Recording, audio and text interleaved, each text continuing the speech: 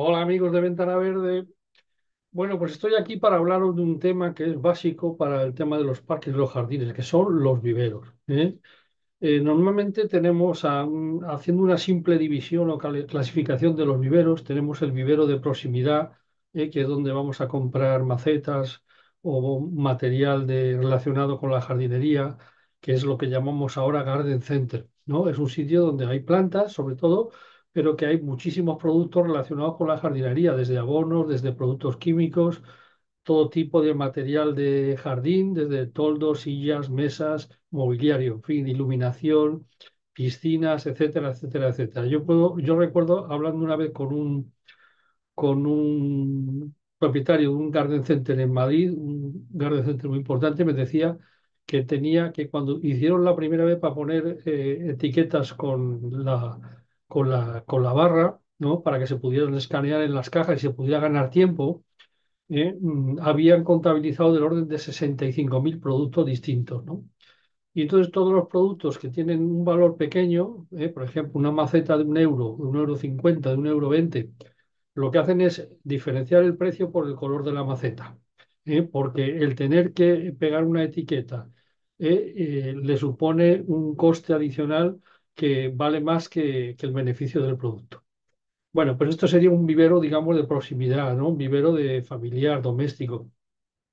Luego hay un siguiente nivel que son los viveros que están normalmente más apartados de la ciudad y que son viveros que tienen árboles, que tienen arbustos, que tienen tapizantes y que dependiendo de la zona, pues tienen una serie de plantas que son las que normalmente más se consumen, que son las que más piden los clientes y por eso las traen y por eso las producen, ¿no? Normalmente son viveros de producción para unos cuantos tipos de plantas, pero también son sobre todo viveros que traen producto de otros grandes viveros que sería ese tercer nivel. Esos viveristas profesionales que tienen producción de planta y lo que hacen es vender no al público, sino vender a viveristas.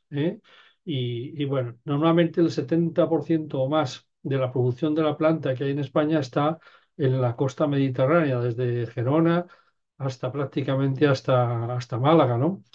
Y más luego la zona de Canarias y algo en Baleares. Y bueno, esto es un poco la visión de los viveros.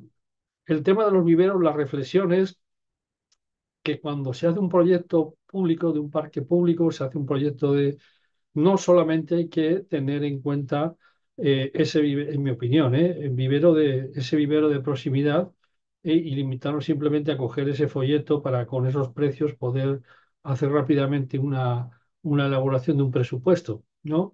Hay árboles que se necesitan que sean singulares, se necesitan a veces especies que son alóctonas, que pueden dar un valor añadido a ese espacio público, a ese espacio verde.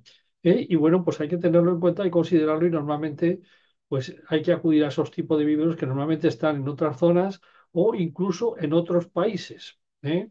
Recordar el año 1992, las Olimpiadas de Barcelona, la Expo de Sevilla, fue un momento muy importante en el que se trajo bastante planta de fuera, planta de gran porte. Entonces, cuando la gente vio planta de un tamaño grueso, de un calibre grande, pues lógicamente decía yo quiero uno como ese, ¿no? Y entonces los viveristas se creó una demanda, y los viveristas entonces empezaron, durante un tiempo estuvieron trayendo esa planta, pero luego dijeron esto lo vamos a producir nosotros porque vamos a tener ese beneficio que se lleva el productor de otro país, pues lo vamos a tener nosotros. Bueno, pues esto simplemente es una reflexión, ¿no? Sobre ese tema, sobre la calidad, el control de los suministros, el control fitosanitario, la importancia que tiene hacer una aduana de control para plantas que vengan de otros sitios, de otros países. Hay que recordar problemas con todo tipo relacionados, por ejemplo, con las palmeras, ¿no? O con otras plantas. Y eso no solamente pasa en España, sino está pasando en otros países, sobre todo, por ejemplo, ahora mismo los países del Golfo Pérsico, Qatar, Abu Dhabi, Dubái, que están trayendo mucha planta de Tailandia, por ejemplo, de la zona del sudeste asiático, y están trayendo también una serie de plagas que ellos no tenían. ¿eh? Entonces, todas estas cosas hay que tenerlas en cuenta.